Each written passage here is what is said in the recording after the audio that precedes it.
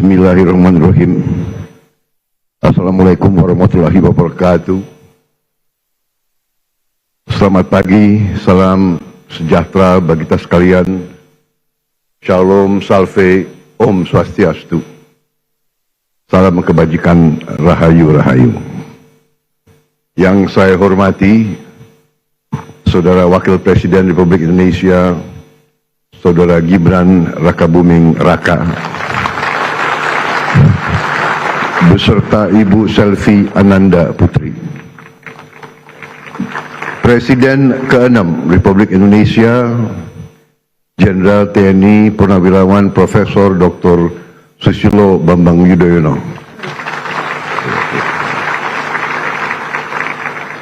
Presiden Republik Indonesia ke-7, Bapak Insinyur Joko Widodo.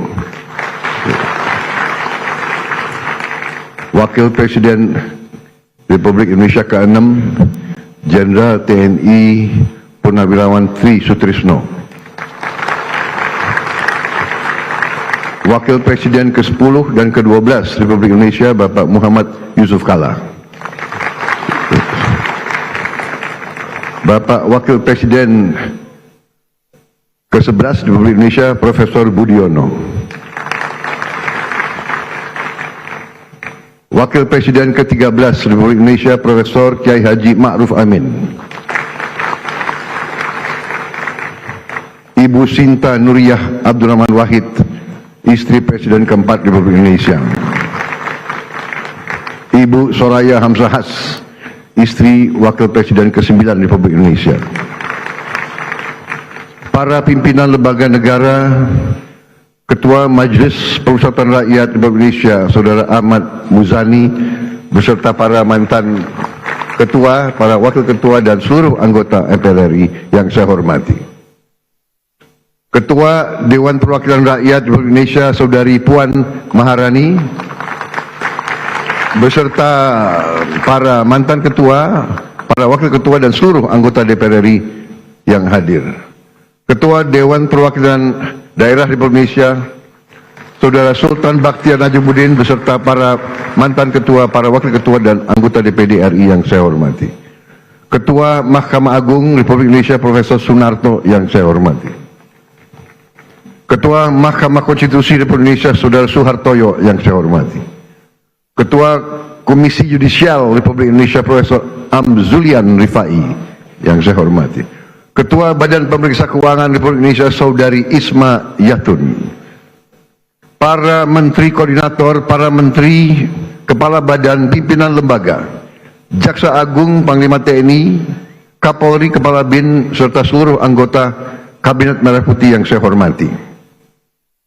Yang terhormat para pimpinan partai politik yang hadir. Partai PDI Perjuangan yang mewakili ketua umumnya,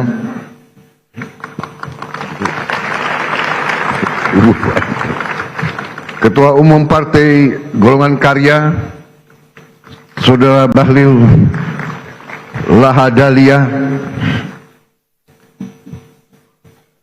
Ketua Umum Partai Gerindra, saya sendiri.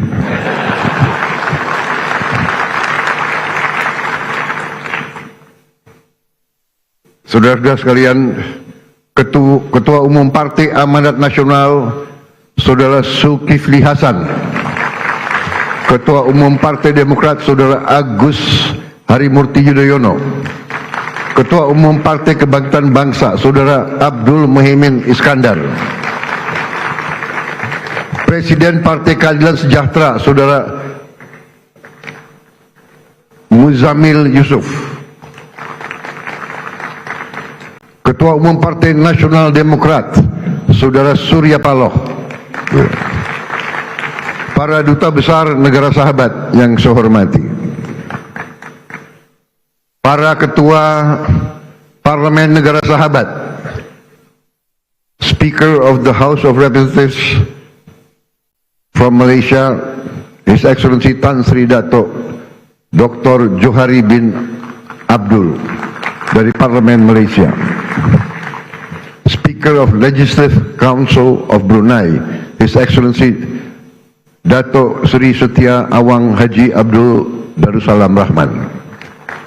Speaker of the Parliament of Singapore, His Excellency Mr. Seah Kian Peng. Speaker of the National Parliament of Timor-Leste, Her Excellency Miss Maria Fernanda Lai.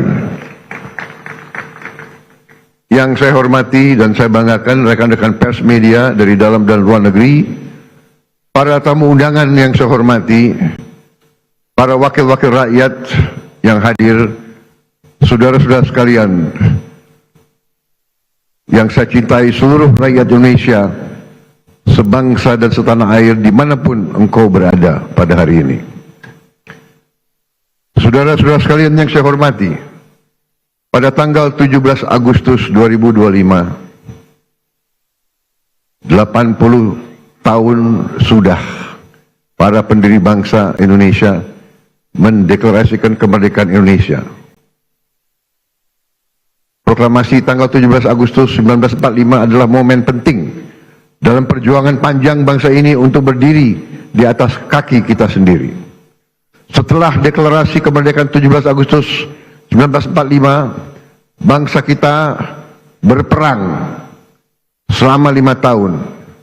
Kita berperang merebut kemerdekaan dengan senjata dan dengan diplomasi, dengan semua kekuatan kita, hingga kedaulatan kita benar-benar dapat kita rebut dan diakui pada tahun 1949. Sejak itu, para pendahulu saya, Presiden Republik Indonesia pertama hingga Presiden Republik Indonesia yang ketujuh, bekerja keras membangun bangsa Indonesia, bekerja keras untuk mewujudkan bangsa yang adil dan makmur.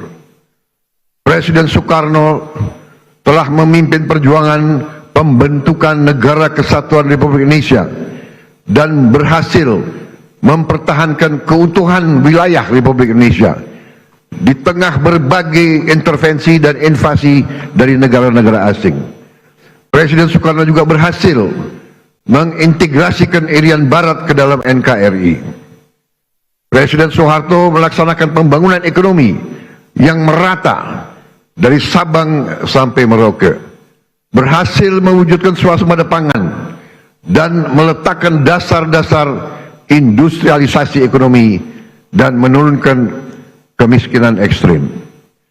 Presiden Habibie mengenalkan kita ke arah teknologi tinggi, mampu menjaga stabilitas ekonomi di tengah krisis multidimensi tahun 1998. Presiden Abdurrahman Wahid menjaga stabilitas bangsa, berhasil memperkokoh kerukunan antara suku, agama, dan ras, sehingga jati diri bangsa Indonesia sebagai bangsa majemuk dalam keharmonisan terbentuk secara kuat dan kokoh.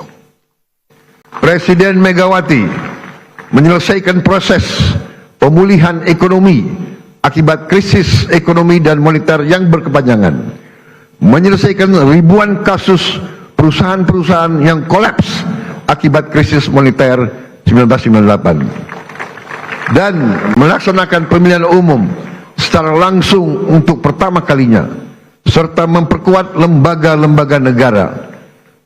Presiden Susilo Bambang Yudhoyono mengatasi kerawanan ekonomi karena krisis keuangan dunia 2008, berhasil menyelesaikan konflik Aceh dan meletakkan dasar yang kuat untuk pembangunan ekonomi yang adil, merata, dan terencana.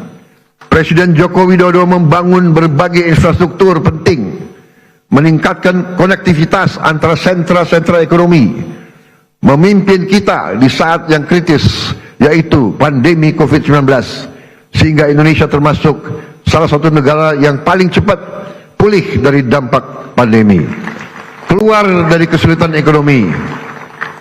Dan juga beliau merintis pembangunan ibu kota negara Nusantara dan meletakkan dasar strategi hilirisasi sumber daya alam Indonesia. Seluruh presiden pendahulu saya bersama pemerintah yang mereka pimpin berupaya mewujudkan Indonesia yang lebih dekat dengan cita-cita kemerdekaan kita, yaitu negara yang merdeka, berdaulat, adil, dan makmur.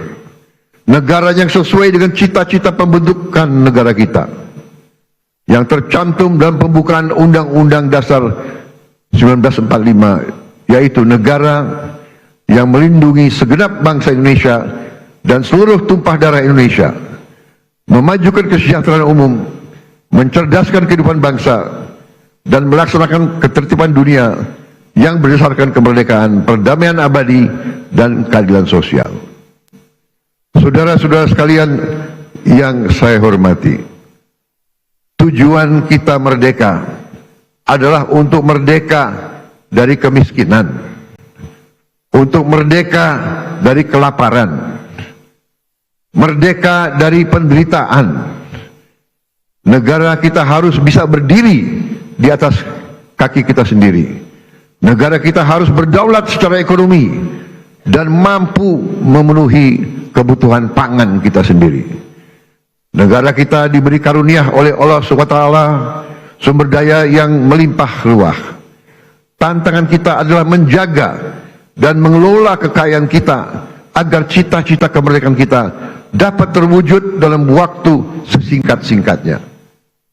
Hadirin sekalian, hari ini 299 hari yang lalu saya berdiri di sini dan diambil sumpah oleh MPR di hadapan wakil-wakil rakyat Indonesia, di hadapan rakyat Indonesia, dan terutama di hadapan Tuhan Yang Maha Kuasa, bersama wakil presiden saya, Saudara Gibran Rakabuming Raka. Dan di hari yang hikmat ini, saya kembali berdiri di depan saudara-saudara, di depan wakil-wakil rakyat, untuk menyampaikan laporan kerja pemerintahan yang saya pimpin dan lembaga-lembaga negara. Pertama, saya ingin menyampaikan bahwa transisi kepemimpinan nasional dari Presiden Joko Widodo ke pemerintahan yang saya pimpin berjalan dalam semangat persatuan, penuh kehormatan dan kedewasaan politik. Peralihan kepemimpinan yang diakui dunia sebagai peralihan yang lancar dan sangat baik adalah bukti demokrasi kita matang dan kuat. Tidak semua negara mampu melaksanakan transisi kepemimpinan dengan baik dan lancar seperti kita. Di mana-mana ketika saya berada di luar negeri, banyak pemimpin negara sahabat bertanya kepada saya, "How did you do it? How did Indonesia manage?" Saya sampaikan mereka, kita berhasil karena kita menganut demokrasi yang khas Indonesia. Demokrasi yang sejuk, demokrasi yang mempersatukan, bukan demokrasi yang saling gontok-gontokan, saling menjatuhkan, saling maki-memaki, saling menghujat, bukan demokrasi yang saling membenci. Inilah yang harus kita pegang teguh. Demokrasi warisan nenek moyang kita adalah demokrasi yang sesuai dengan budaya kita, budaya kekeluargaan, budaya gotong royong, budaya miko dhuwur mendem jero, budaya saling mengisi, budaya saling mendukung, budaya tepo sliro, budaya menahan diri, budaya yang iso rumongso, bukan rumongso iso. Kita paham dan mengerti bahwa dalam suatu negara modern perlu ada pengawasan, perlu ada transparansi dalam menjalankan kekuasaan. Kita paham sejarah umat manusia. Jika ada kekuasaan yang tidak diawasi, maka kekuasaan akan menjadi korup. Kekuasaan yang absolut akan menjadi korup secara absolut. Kita paham bahwa korupsi adalah masalah besar di bangsa kita. Perilaku korupsi ada di setiap eselon birokrasi kita, ada di setiap institusi dan organisasi pemerintahan. Perilaku korup ada di BUMN kita, ada di BUMD kita. Ini bukan fakta yang harus kita tutup-tutupi. Setelah 299 hari saya memimpin pemerintahan eksekutif, saya semakin mengetahui berapa besar tantangan kita, berapa besar penyelewengan yang ada di lingkungan pemerintahan kita. Hal ini tidak baik, tapi harus saya laporkan kepada para wakil-wakil rakyat Indonesia.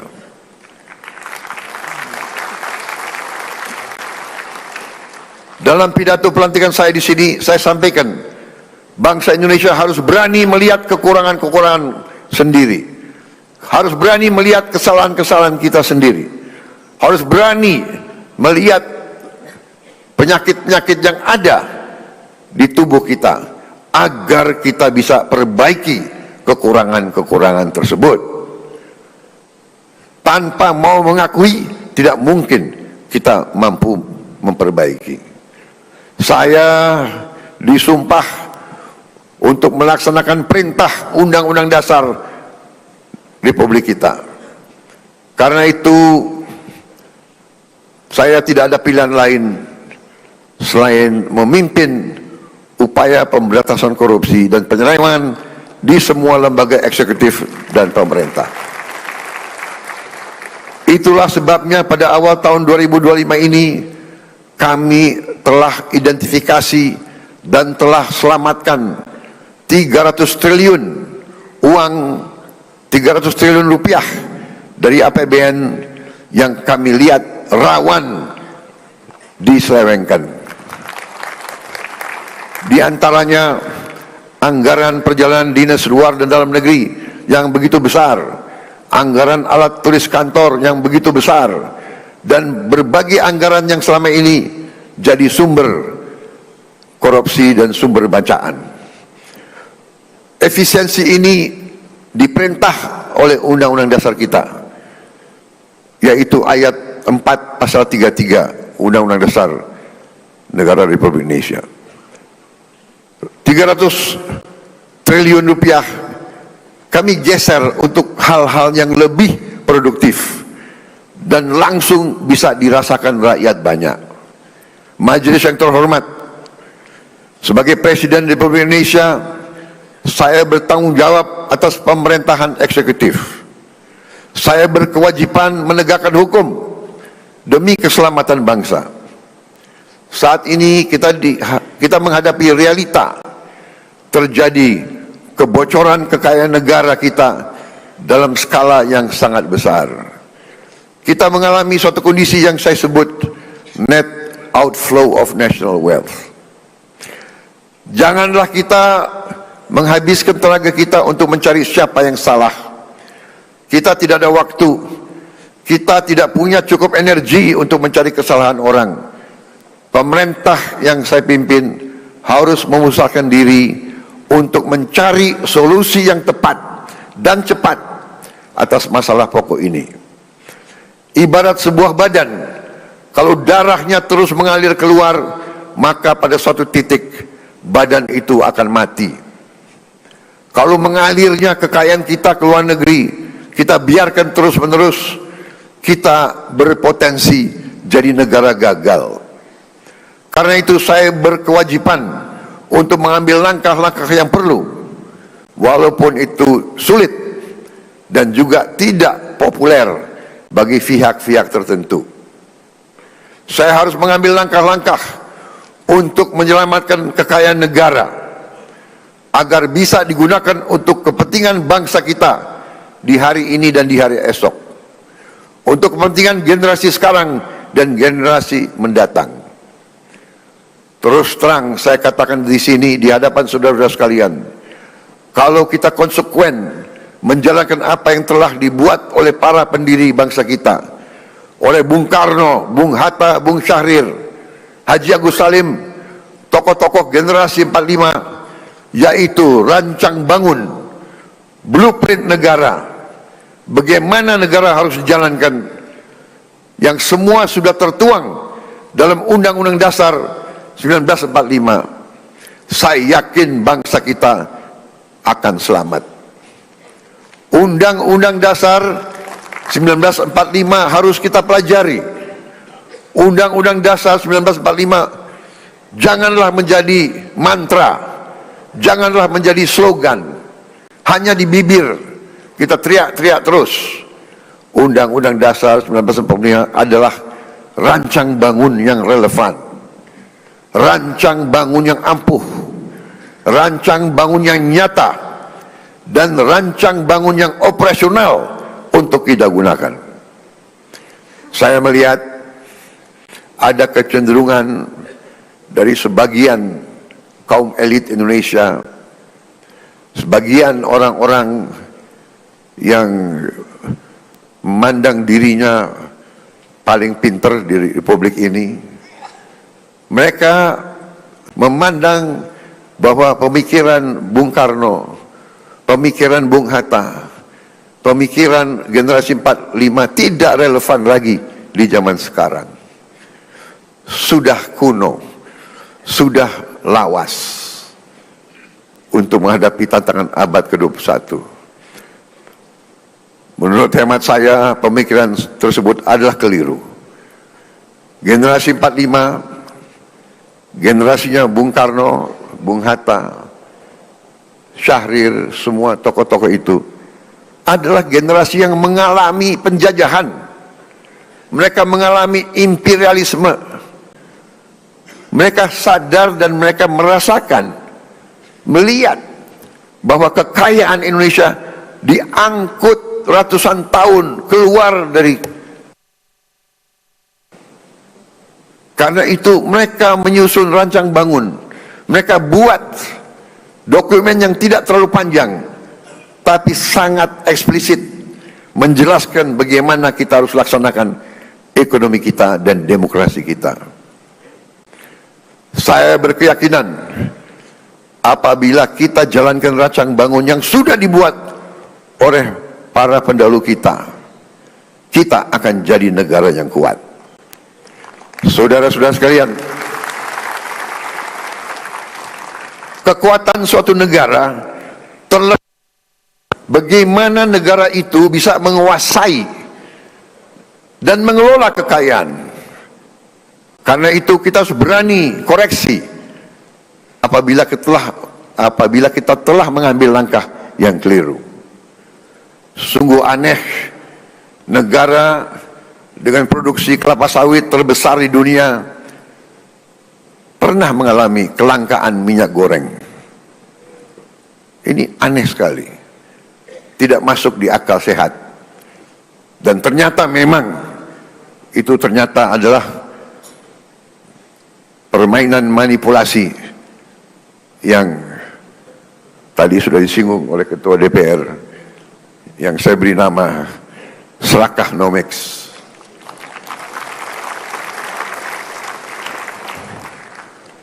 Negara produsen kelapa sawit terbesar di dunia, berminggu-minggu, hampir berapa bulan, kelapa sawit langka.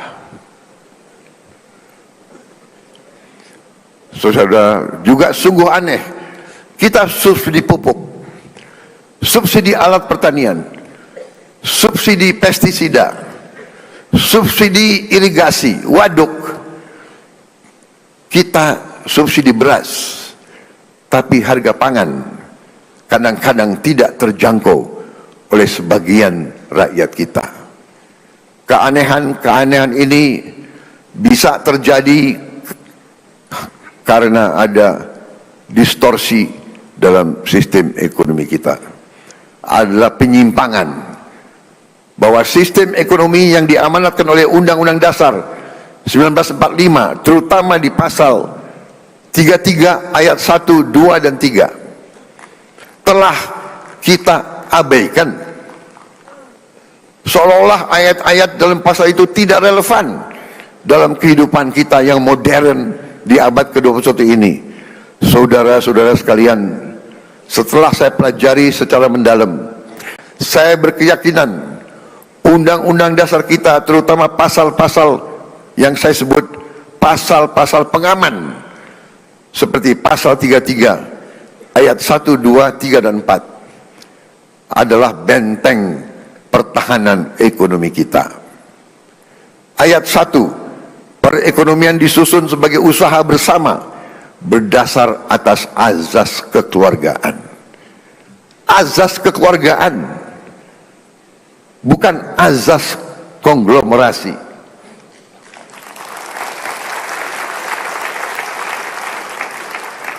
Cabang-cabang produksi yang penting bagi negara dan yang menguasai hajat hidup orang banyak dikuasai oleh negara.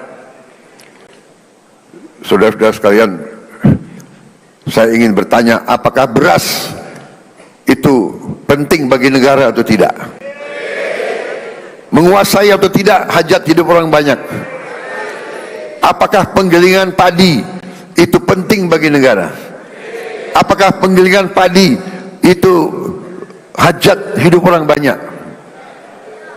Tapi ada sementara, tidak semua, saya harus fair, ada sementara pengusaha-pengusaha yang justru memanfaatkan kekuatan mereka, kekuatan modal mereka untuk dominasi dan manipulasi kehidupan rakyat, dan ini tidak bisa kita terima. Ayat 3, bumi dan air dan kekayaan alam yang terkandung di dalamnya dikuasai oleh negara dan dipergunakan untuk sebesar-besar kemakmuran rakyat. Saudara-saudara, ayat 4, perekonomian nasional diselenggarakan berdasar atas demokrasi ekonomi dengan prinsip kebersamaan, efisiensi, berkeadilan. Jadi efisiensi ini perintah Undang-Undang Dasar. Tapi ada yang demo lawan efisiensi. Berwawasan lingkungan, kemandirian, serta dengan menjaga keseimbangan kemajuan dan kesatuan ekonomi nasional. Saudara-saudara, ketika kita tidak konsekuen menjalankan undang-undang dasar kita, terjadilah distorsi ekonomi, terjadilah pemerataan ekonomi yang tidak cepat, di mana yang menikmati pertumbuhan ekonomi kita hanya segelintir orang saja. Terjadilah kondisi di mana pertumbuhan ekonomi rata-rata 5% selama 7 tahun terakhir tidak tercermin dalam kondisi nyata rakyat Indonesia. Masih terlalu banyak anak-anak yang kelaparan, petani dan nelayan yang kesulitan menjual hasil panennya, rakyat yang belum memiliki rumah layak huni, guru yang belum dihargai, serta keluarga yang tak sanggup berobat karena biaya atau karena tidak ada fasilitas kesehatan di daerahnya. Namun ketika kita konsekuen menjalankan undang-undang dasar kita dalam 299 hari ini, alhamdulillah saya dapat melaporkan bahwa kita telah mencapai berbagai kemajuan yang cukup berarti. Di tengah konflik politik, konflik ekonomi secara global, perang dagang, perang tarif, ekonomi Indonesia masih berhasil tumbuh di atas 5%. Tumbuh dalam 5,12%. Dan para pakar yakin bahwa ini akan semakin meningkat di saat-saatnya akan mendatang.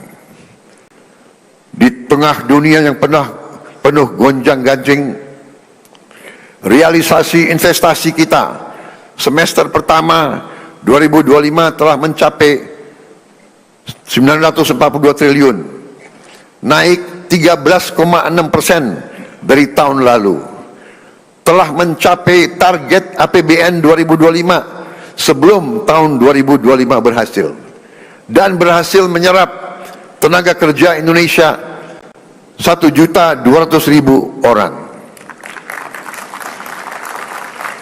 Saudara-saudara sekalian, kita telah melaksanakan intervensi strategis untuk memperbaiki gizi 82 juta anak-anak Indonesia dan ibu-ibu hamil.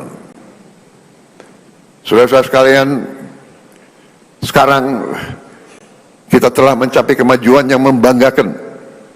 Pagi ini saya mendapat laporan dari Badan Gizi Nasional, sudah 20 juta anak sekolah. Anak belum sekolah, ibu hamil dan ibu menyusui sudah menerima makan bergizi gratis setiap hari. Terima kasih Badan Gizi Nasional. Di hadapan majelis terhormat ini, saya menyampaikan penghargaan saya kepada Kepala Badan dan seluruh anggota Badan Gizi Nasional yang telah bekerja keras mencapai hal ini. Saudara-saudara sekalian, dalam 7 bulan kita berhasil mencapai apa yang negara-negara lain butuh belasan tahun. Saya telah jumpa dengan Presiden Brazil dan mantan Presiden Brazil. Brazil butuh 11 tahun untuk mencapai 40 juta makan bergizi gratis setiap hari. Saudara-saudara, kita kadang-kadang harus mengakui bahwa bangsa kita punya kemampuan. Bangsa kita, bila ada kehendak, banyak yang bisa kita kerjakan bersama. Begitu banyak masalah manajemen yang harus kita hadapi agar program ini berjalan baik.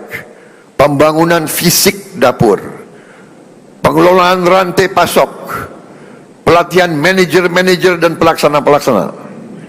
Sekali lagi, saya tadi ucapkan terima kasih kepada Kepala Badan Gizi Nasional.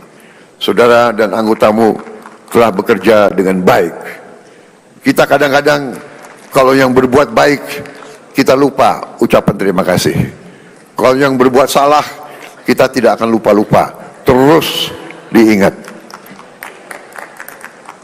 Saya juga ucapkan terima kasih kepada semua pihak yang telah mendukung terlaksananya makan bergizi gratis.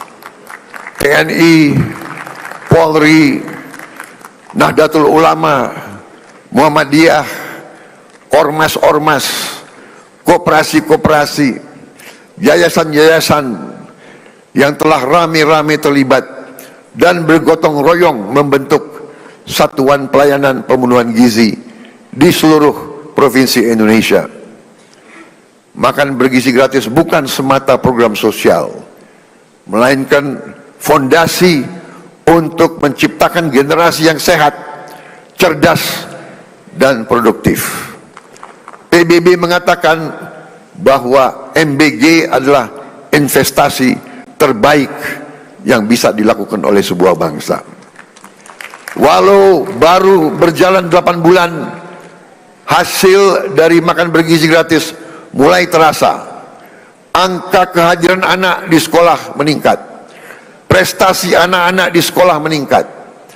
Per hari ini sudah ada 5.800 satuan pemenuhan pelayanan gizi di 38 provinsi.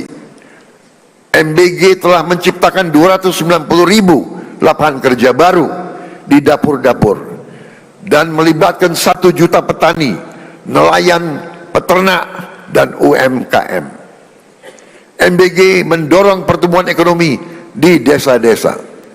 Hadirin sekalian, tidak ada negara yang kuat yang tidak mampu memproduksi pangannya sendiri. Oleh karena itu, pemerintah yang saya pimpin bekerja keras untuk memutus ketergantungan pada impor dengan membuka jutaan hektar sawah baru di Kalimantan Tengah, di Kalimantan Barat, di Sumatera, di Papua, dan beberapa daerah lain. Selain melakukan ekstensifikasi, kami juga melakukan intensifikasi. Kami mendorong produksi pangan di desa-desa. Kami memotong birokrasi penyaluran pupuk. Kita salurkan pupuk langsung dari pabrik ke petani-petani dan memberi bantuan alat pertanian kepada para petani kita. Kami juga tingkatkan harga beli gabah menjadi rupiah 6.500 per kilogram, agar petani sebagai produsen menikmati keuntungan yang berarti. Hari ini kita surplus produksi beras. Stok cadangan beras nasional kita hari ini lebih dari 4 juta ton. Ini adalah tertinggi selama sejarah NKRI. Untuk pertama kali dalam puluhan tahun Indonesia bisa kembali mengekspor beras dan jagung. Saya perhatikan di mana-mana para petani tersenyum karena harga gabah stabil dan penghasilan mereka meningkat. Untuk melindungi konsumen Indonesia, pemerintah yang saya pimpin akan selalu mewaspadai kecurangan-kecurangan, manipulasi, penipuan, upaya penimbunan, dan menahan distribusi bahan pangan. Pemerintah yang saya pimpin tidak akan ragu-ragu. Kami akan selalu tegas pada mereka yang melanggar aturan, mereka yang mempersulit kehidupan rakyat, mereka yang cari keuntungan gila-gilaan di atas penderitaan orang kecil.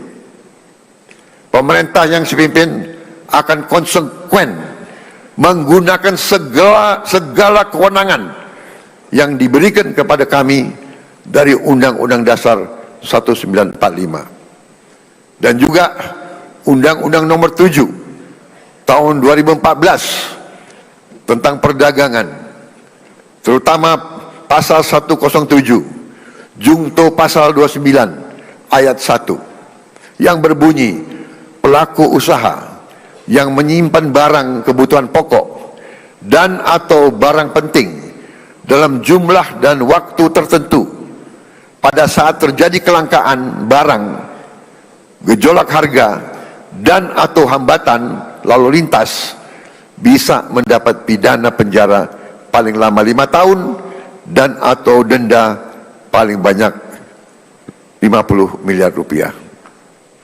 Hadirin sekalian, saya pastikan perusahaan-perusahaan siapapun yang berani manipulasi dan melanggar, kami akan proses hukum. Dan berdasarkan wewenang konstitusional yang ada pada Presiden Republik Indonesia, kami akan sita yang bisa kami sita. Kami akan selamatkan rakyat. Kami akan membela kepentingan rakyat. Kami pastikan rakyat Indonesia tidak akan menjadi korban serakanomics, korban mereka-mereka yang mengejar keuntungan sebesar-besarnya, menipu dan mengorbankan rakyat Indonesia, dan membawa keuntungan itu, kekayaan itu keluar dari Republik Indonesia. Ini harus kita hentikan.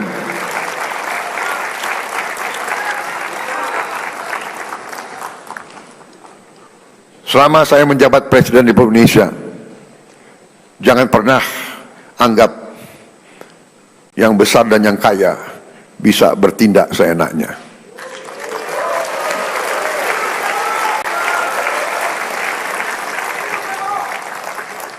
Kami tidak gentar dengan kebesaranmu. Kami tidak gentar dengan kekayaanmu. Karena kekayaanmu berasal dari rakyat Indonesia.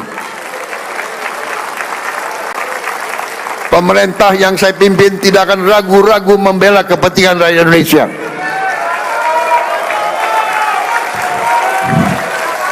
Kita akan gunakan Undang-Undang Dasar 1945 pasal 33 yang sudah sangat jelas cabang-cabang produksi yang penting bagi negara dan yang menguasai hajat hidup rakyat dikuasai oleh negara. Ini warisan Bung Karno, ini warisan Bung Hatta, ini warisan Bung Syahrir. Saya yakin mereka berada di atas kebenaran. Atas dasar inilah hari ini saya umumkan, setelah pertimbangan cermat oleh pemerintah untuk melindungi hak rakyat mendapatkan beras yang tepat. Tepat takaran, tepat kualitas, harga terjangkau, dan usaha penggilingan beras skala besar harus mendapat izin khusus dari pemerintah. Kalau mereka masih mau bergerak di bidang ini. Kalau tidak, yang besar silahkanlah pindah ke bidang lain. Jangan main di atas kebutuhan dasar rakyat Indonesia.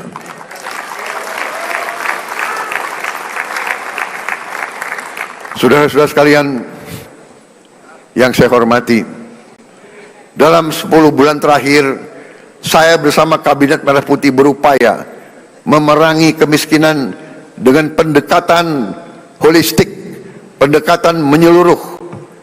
Kami ingin angka kemiskinan ekstrem segera turun ke 0% dalam tempo sesingkat-singkatnya.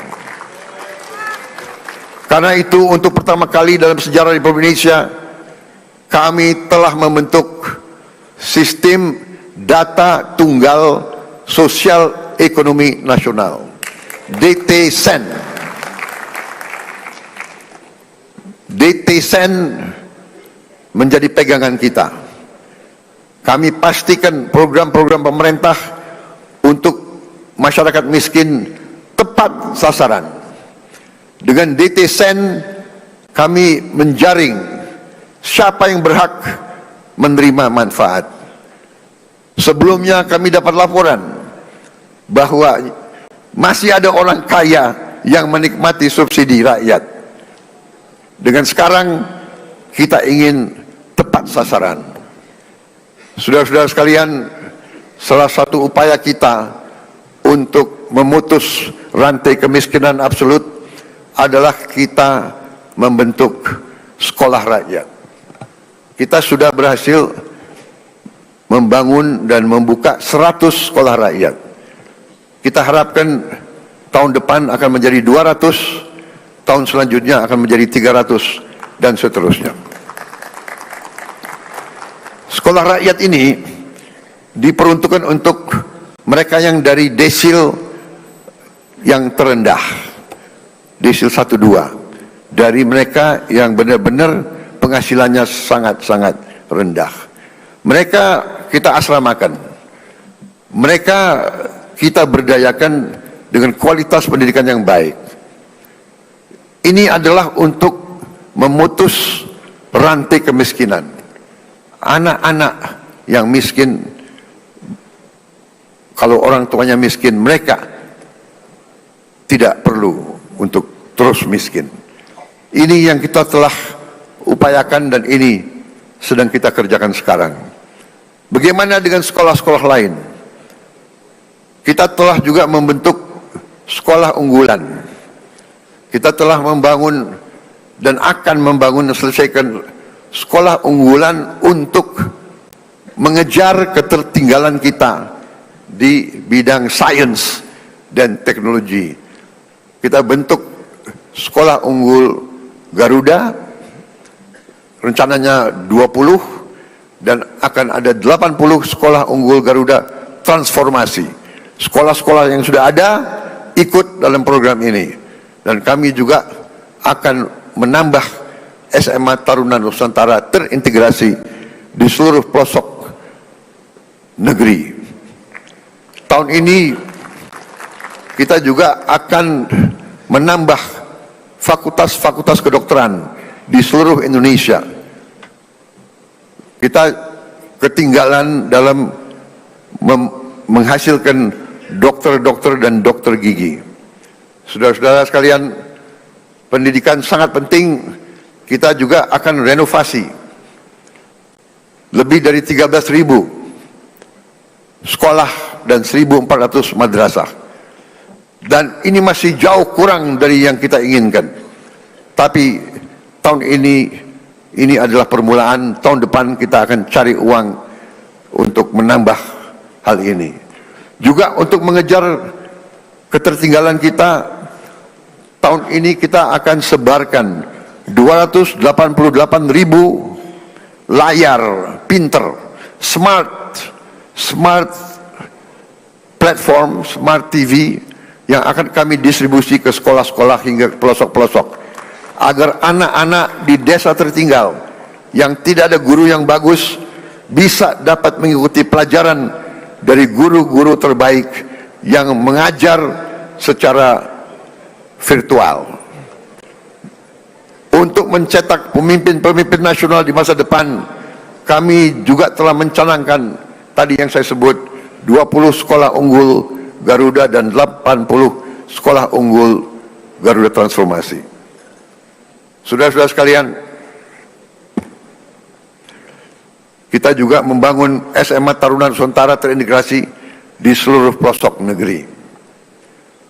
Untuk mengatasi kekurangan dokter dan dokter spesialis, tahun ini akan dibuka 148 prodi di 57 fakultas kedokteran di seluruh Indonesia. Terdiri dari 125 prodi spesialis dan 23 prodi subspesialis.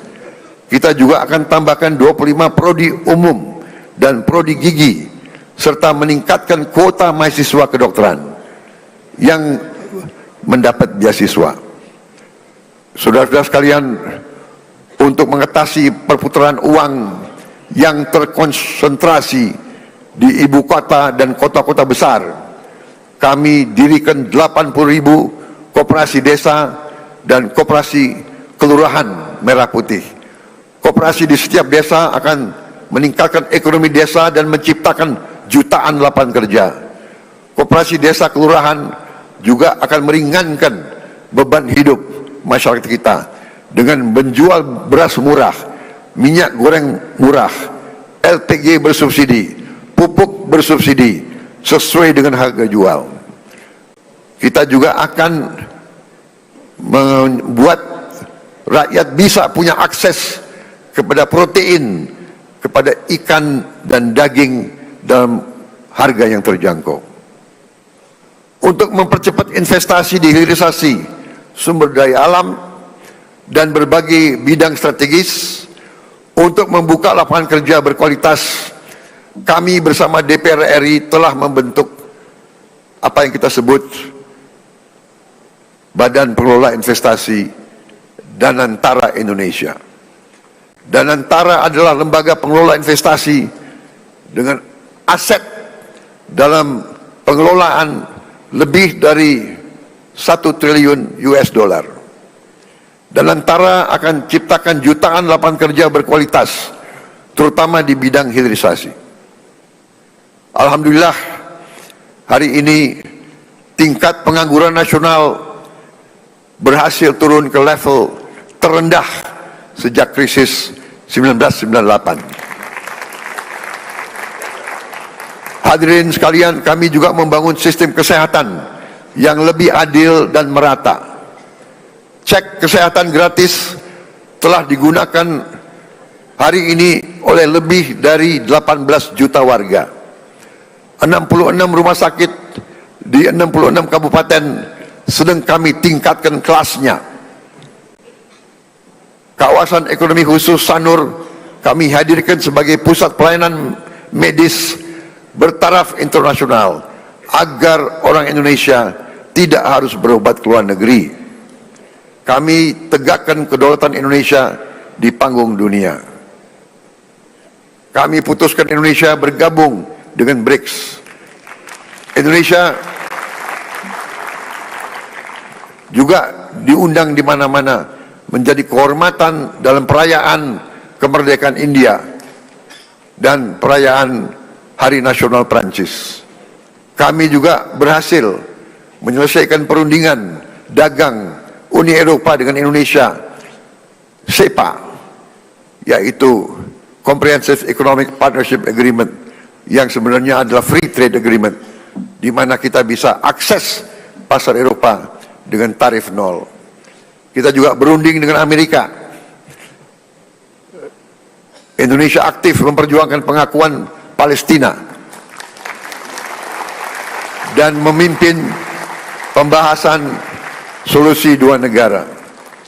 Saat ini juga 2 pesawat Hercules kita sedang beroperasi di Timur Tengah, menerjunkan bantuan-bantuan dari udara ke Gaza. Saudara-saudara sekalian, kami bekerja untuk menegakkan hukum dan keadilan. Salah satu yang penting adalah dalam menegakkan hukum dan keadilan, gaji hakim harus dalam keadaan baik. Kami telah naikkan untuk beberapa hakim sampai dengan 280% peningkatannya. Kami juga tidak segan-segan membongkar kasus-kasus korupsi besar. Bersama TNI dan Polri kami pastikan bumi dan air dan kekayaan alam yang terkandung di dalamnya dikuasai oleh negara dan dipergunakan untuk sebesar-besar kemakmuran rakyat. Saudara-saudara sekalian, beberapa saat yang lalu, beberapa tahun yang lalu, kita mendapat laporan ada ribuan, ada jutaan perkebunan kelapa sawit yang melanggar hukum, yang menyimpang regulasi. Ada yang membuat perkebunan di hutan lindung, ada yang tidak melaporkan luasnya perkebunan mereka, ada yang dipanggil BPKP tidak mau datang. Kami terbitkan Peraturan Presiden nomor 5 tahun 2025 tentang penertiban kawasan hutan. Dan pada hari ini saya melaporkan di majelis ini bahwa pemerintah Republik Indonesia sudah menguasai kembali 3,1 juta hektar dari potensi 5 juta hektar lahan sawit yang dilaporkan melanggar aturan, tapi kita belum verifikasi. Yang sudah jelas kita verifikasi melanggar aturan adalah 3,7 juta hektar, dan dari 3,7 juta hektar 3,1 juta sudah dikuasai kembali. Saudara-saudara sekalian, perlu saya laporkan juga di sini bahwa ada keputusan pengadilan yang sudah ingkrah 18 tahun yang lalu yang memerintahkan ada kebun-kebun kelapa sawit yang harus disita, tapi tidak ada penegak hukum waktu itu yang mau melaksanakannya. Saya tidak tahu kenapa, tapi saya telah perintahkan dikuasai kembali oleh negara, dan untuk itu kita telah menggunakan pasukan-pasukan TNI untuk mengawal tim-tim yang menguasai kebun-kebun tersebut. Karena sering terjadi perlawanan, berani-berani melawan pemerintah NKRI, ya kita hadapi, saudara-saudara sekalian. Setelah ini kita akan tertibkan juga tambang-tambang yang melanggar aturan. Saya telah diberi laporan oleh aparat-aparat bahwa terdapat 1063 tambang ilegal, dan potensi kekayaan yang dihasilkan oleh 1063 tambang ilegal ini dilaporkan potensi kerugian negara adalah minimal 300 triliun. Saudara-saudara sekalian,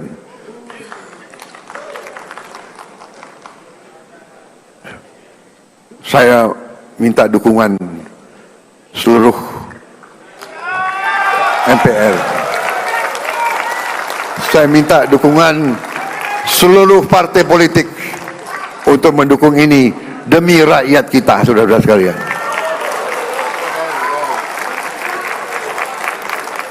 Dan saya beri peringatan, apakah ada orang-orang besar, orang-orang kuat, jenderal-jenderal dari manapun, apakah jenderal dari TNI atau jenderal dari polisi atau mantan jenderal, tidak ada alasan kami akan bertindak atas nama rakyat.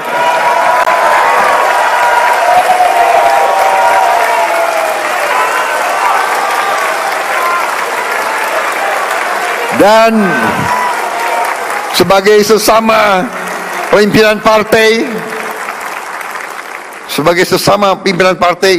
saya ingatkan anggota-anggota semua partai, termasuk partai saya Gerindra, cepat-cepat kalau ada terlibat, Anda jadi justice collaborator. Anda laporan aja, karena walaupun kau Gerindra, tidak akan saya lindungi, saudara-saudara. Kalau ada yang berani, ya, saya telah perintahkan Panglima TNI dan Kapolri, kalau Anda mau ke provinsi ini, pakai pasukan dari provinsi lain. Jangan-jangan ada anak buahmu di kebun-kebun itu.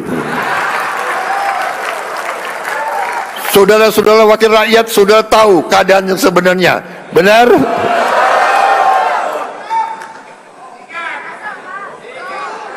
Saya sudah lama jadi orang Indonesia.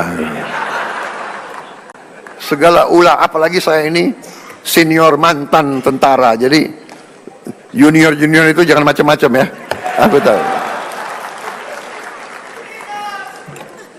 Kalau rakyat yang nambang, ya sudah, kita bikin koperasi, kita legalkan, kita atur, kita legalkan, ya. Tapi jangan alasan rakyat tahu-tahu nyelundup ratusan triliun, nyelundup. Saudara-saudara sekalian, harus hitung waktu ini. Dengan kondisi geopolitik yang semakin tidak menentu, Indonesia harus punya pertahanan yang kuat untuk menjaga kekayaan kita. Untuk itu tahun ini kita bentuk 6 komando daerah militer baru, 14 komando daerah angkatan laut, 3 komando daerah angkatan udara, 1 komando operasi udara, 6 grup komando pasukan khusus, 20 brigade teritorial pembangunan, 1 brigade infanteri marinir, 1 resimen korps pasukan gerak cepat, 100 batalion teritorial pembangunan, 5 batalion infanteri marinir dan 5 batalion komando korps pasukan gerak cepat. Langkah ini sejalan dengan doktrin pertahanan kita, pertahanan dan keamanan rakyat semesta, sis hankam rata, di mana seluruh warga negara dan sumber daya nasional didaya gunakan secara total untuk kepentingan pertahanan dan keamanan kita. Saudara-saudara sekalian, kita faham bahwa perang itu destruktif. Kita tidak mau perang, kita harus hindari perang. Karena itu, politik luar negeri yang saya jalankan dan saya umumkan adalah politik 1000 kawan terlalu sedikit, 1 lawan terlalu banyak. Kami tetap pada garis non-blok, garis non-aligned. Kami tidak akan berpihak kepada blok manapun. Ini yang kami sampaikan di mana-mana. Bebas aktif. Kita ingin damai dengan semua orang. Kami terutama dengan tetangga-tetangga kita. Kita ingin selesaikan semua masalah. Ada masalah, kadang-kadang masalah garis perbatasan. Masalah ini adalah warisan dari kolonialis, warisan dari penjajah. Belanda datang dengan Inggris, dia bikin garis seenak jidatnya, dia bikin garis itu. Yang repot kita sekarang, ya kan? Kita mau ditabrakan sama Malaysia, kita sahabat sama Malaysia, kita satu rumpun. Tapi selalu politik divida et impera itu selalu ada. Janganlah kita naif, janganlah kita terus-menerus mau diadu domba. Saudara sekalian, setiap elemen negara Indonesia, marilah kita bekerja keras agar setiap anak Indonesia berangkat ke sekolah dan mendapat makan yang baik. Kita ingin petani, nelayan kita kembali bangga menjadi tulang punggung bangsa, menjadi produsen makanan. Hidup petani dan nelayan kita harus baik, harus bagus. Untuk itu kita akan bangun dalam waktu yang secepat ini. Tahun ini juga kita harus mulai 1.100 desa nelayan. Tiap desa nelayan terdiri dari 2.000, kurang lebih 2.000 kepala keluarga. Berarti di situ akan hidup 2 juta kepala keluarga. Kalau satu kepala keluarga terdiri dari bapak, ibu, dan 3 anak, berarti 5 juta. 10 juta orang akan hidup dengan baik. Ini akan kita wujudkan dalam waktu dekat. Mereka juga akan membayar kembali investasi kita. Jadi ini bukan BLT, ini bukan bagi-bagi uang. Kita pinjemin uang, mereka akan bayar cicil kembali kepada pemerintah. Jadi karena mereka akan menghasilkan nilai. Kita ingin guru-guru kita semangat mengajar karena dihargai. Kita ingin rakyat kecil bisa tersenyum karena tidak lagi takut sakit, tidak takut lapar, dan tidak takut anaknya tidak bisa sekolah. Dan kita harus cari lapangan kerja yang sebesar-besarnya dan sebanyak-banyaknya. Tujuan kita, tujuan kemerdekaan adalah yen wong cilik iso gemuyu. Saudara-saudara sekalian,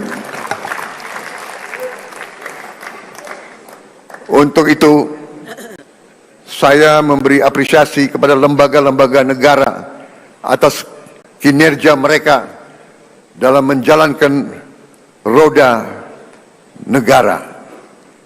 MPR RI melalui visi besar Rumah Kebangsaan, pengawal ideologi Pancasila dan kedaulatan rakyat, secara konsisten terus-menerus sosialisasikan Pancasila, Undang-Undang Dasar 1945, NKRI, dan Bhinneka Tunggal Ika. MPR konsisten turun ke rakyat, jelaskan 4 pilar kehidupan berbangsa dan bernegara. Ini sangat penting karena pemahaman Undang-Undang Dasar 1945 bisa menyelamatkan ekonomi kita, bisa menyelamatkan demokrasi kita. DPR RI pada periode awal 2024-2009 telah membahas dan mengesahkan 14 rancangan undang-undang dan telah menetapkan program legislasi nasional tahun 2025 dan jangka menengah 2025-2029, sehingga perencanaan, penyusunan, dan pembahasan RUU berjalan secara terarah dan terukur. Pada pelaksanaan fungsi penganggaran, DPR RI telah membantu pemerintah mewujudkan efisiensi berkeadilan di APBN kita, yang merupakan mandat dari Undang-Undang Dasar 1945, serta membantu menyusun RAPBN 2026 yang akan saya sampaikan sore hari ini. DPR RI juga telah melaksanakan fungsi pengawasan yang luas melalui 26 panitia kerja pengawasan dan 3 tim pengawasan. DPD RI telah menetapkan lebih dari 50 keputusan kelembagaan yang mencerminkan peran aktif dan strategis DPD dalam memperjuangkan aspirasi dan kepentingan daerah di tingkat pusat. Lebih lanjut, DPD RI telah mendukung pembangunan berkelanjutan, aktif menjalankan fungsi pengawasan, pemberian pertimbangan anggaran, serta proaktif memantau dan mengevaluasi Raperda dan Perda untuk memastikan kesesuaian regulasi daerah dengan kebijakan nasional. BPK RI telah membuktikan integritasnya dan independensinya dalam pemeriksaan, pengelolaan, dan tanggung jawab keuangan negara. Capaian BPK di tahun 2024 antara lain mendorong peningkatan akuntabilitas tata kelola keuangan negara serta kualitas pertanggungjawaban pelaksanaan anggaran, sehingga kementerian dan lembaga yang telah mencapai status wajar tanpa pengecualian mencapai 97,7% untuk tahun anggaran 2024. Mengawal program prioritas nasional, meningkatkan efektivitas belanja APBN, serta penyelamatan puluhan triliun rupiah uang dan aset negara. Mahkamah Konstitusi di sepanjang tahun 2024 hingga pertengahan 2025 telah menangani ratusan perkara pengujian undang-undang, perselisihan hasil pemilihan umum, dan perselisihan hasil pemilihan kepala daerah dengan proses persidangan yang efektif, tepat waktu, dan menghasilkan berbagai putusan penting yang menjadi tonggak penguatan demokrasi dan perlindungan hak konstitusional warga negara. Mahkamah Agung secara serius dan berkelanjutan melakukan reformasi peradilan, modernisasi manajemen perkara, penyelesaian sengketa perdata secara cepat dan berorientasi pada perdamaian, serta penanganan perkara pidana dengan pendekatan restoratif justice. Dengan sistem peradilan elektronik atau e-court di Mahkamah Agung, jumlah perkara yang didaftarkan di pengadilan tingkat pertama meningkat 30,84% dari tahun sebelumnya. Penyelesaian sengketa perdata dengan nilai gugatan di bawah 500 juta rupiah meningkat 68%. Dan tingkat keberhasilan penyelesaian sengketa melalui mediasi meningkat 28%. Capaian ini adalah bukti nyata kerja keras Mahkamah Agung untuk mewujudkan peradilan yang modern, cepat, berbiaya ringan, dan berkeadilan bagi seluruh rakyat Indonesia. Komisi Yudisial memainkan peran strategis dalam kesejahteraan rakyat dan kemajuan Indonesia, yaitu dengan menjaga integritas hakim dan meningkatkan kepercayaan publik terhadap integritas hakim. Sepanjang tahun 2024 sampai dengan periode Juli 2025, Komisi Yudisial telah melaksanakan seleksi calon hakim agung dan hakim ad hoc yang menghasilkan sebanyak 9 orang calon hakim agung, 3 orang calon hakim ad hoc di Mahkamah Agung. Komisi Yudisial juga telah menerima 3.752 laporan masyarakat terkait dugaan pelanggaran kode etik dan pedoman perilaku hakim, dan mengusulkan penjatuhan sanksi kepada 116 orang hakim. Selain itu, saya juga mengucapkan terima kasih kepada Bank Indonesia, Otoritas Jasa Keuangan, Lembaga Penjamin Simpanan, Komisi Pemberantasan Korupsi, Komisi Pemilihan Umum, Badan Pengawas Pemilu, Ombudsman RI, Komnas HAM, dan lembaga-lembaga nasional lainnya yang telah berkontribusi untuk kemajuan bangsa sesuai dan peran dan kewenangannya. Terakhir, saya juga mau gunakan kesempatan ini untuk mengucapkan terima kasih kepada setiap pengusaha nasional yang telah membuka lapangan kerja di Indonesia, menanamkan modal di Indonesia, dan menyimpan hasil usahanya di Indonesia. Jangan salah, tidak semua pengusaha yang besar itu ikut dalam alam mazhab Serakanomics. Justru sebagian besar kita ajak untuk membangun Indonesia bersama.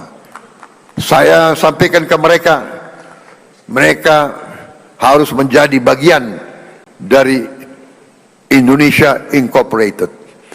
Indonesia Incorporated adalah konsep pembangunan ekonomi di mana semua stakeholder, semua pemain bergerak dalam satu kesatuan tim nasional. Yang kuat, yang besar punya peranan, yang menengah punya peranan, yang kecil punya peranan, kita bantu, yang miskin kita berdayakan. Itu namanya Indonesia Incorporated. Saya sampaikan, kalau kita hilangkan kemiskinan, kalau orang yang berada di bawah garis kemiskinan punya uang, punya penghasilan, mereka punya daya beli, mereka akan beli barang-barang dari pabrik-pabrik yang dimiliki oleh perusahaan-perusahaan besar.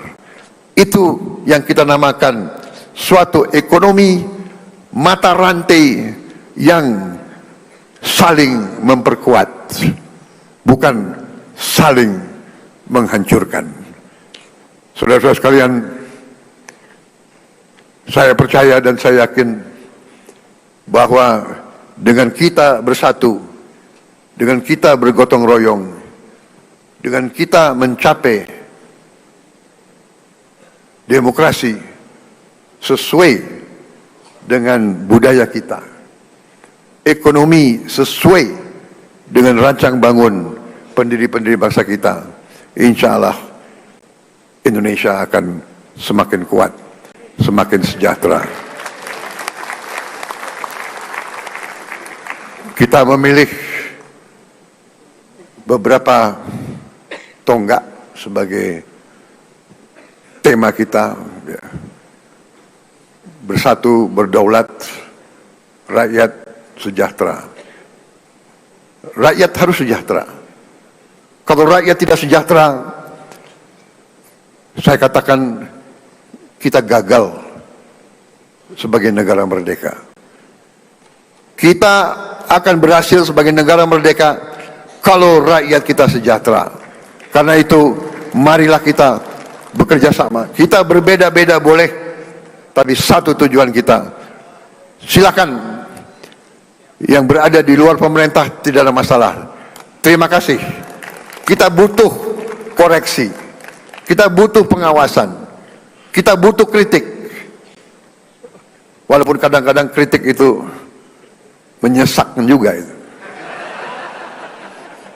Tapi nggak ada masalah. Jangan berhenti kritik. Saya juga minta dari koalisi kita, tetap di dalam koalisi harus berani mengawasi, harus berani koreksi, ya. Tidak boleh ada yang merasa lebih kuat dari hukum. Tidak boleh ada yang merasa tidak dapat diatur, tidak dapat diperiksa. Saya kira itu yang ingin saya sampaikan. Terima kasih. Sidang majelis yang terhormat, Dirgahayu Republik Indonesia ke-80.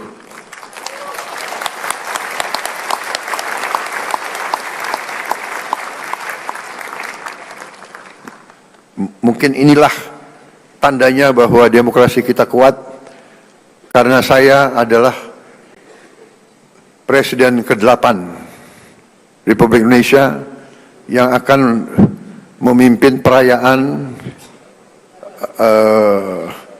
Hari Kemerdekaan yang ke-8 dasawarsa.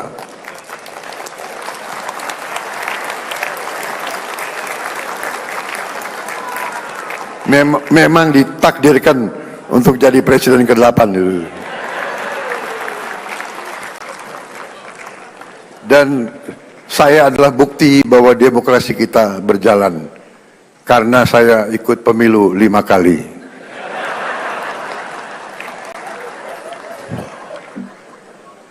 Alhamdulillah 4 kali kalah. Tapi hari ini saya berdiri di depan majelis ini. Terima kasih. Terima kasih saudara-saudara sekalian. Wassalamualaikum warahmatullahi wabarakatuh.